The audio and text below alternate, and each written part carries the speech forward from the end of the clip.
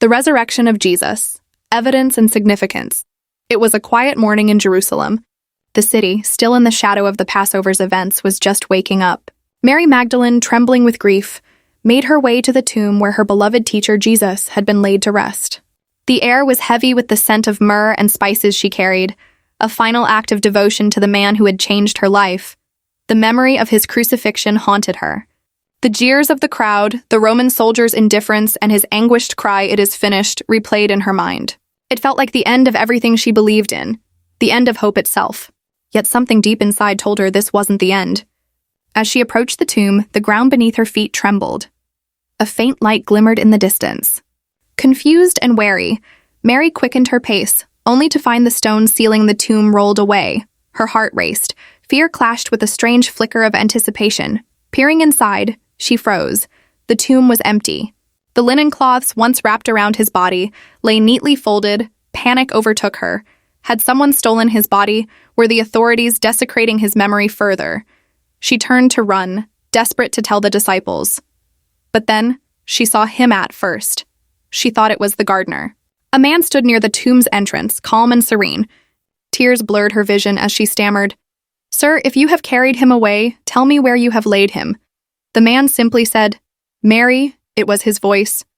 That unmistakable voice that had once called her out of darkness and despair. Her knees gave way as she cried, "Rabboni!" Teacher, it was Jesus, alive, standing before her. The air seemed to crackle with energy as Mary's grief turned to uncontainable joy. She reached out to him, but he gently stepped back. "Do not hold on to me," he said. "I have not yet ascended to the Father. Go and tell my brothers I am ascending to my Father and your Father, to my God and your God." Mary ran back to the city, her heart pounding. She burst into the room where the disciples were hiding, her voice trembling with urgency. "I have seen the Lord," she declared, her words tumbling over one another.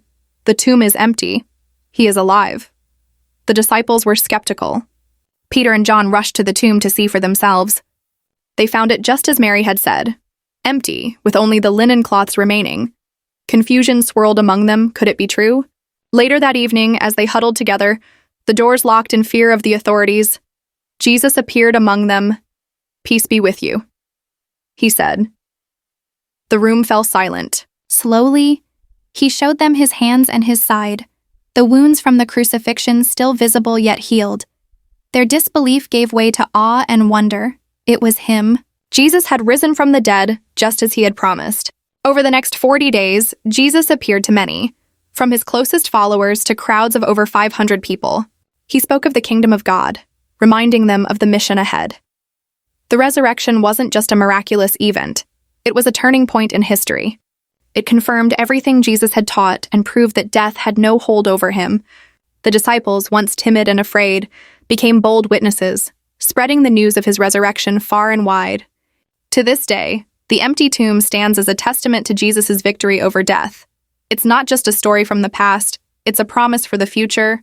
His resurrection offers hope to all who believe, a reminder that even in the darkest moments, life and light prevail.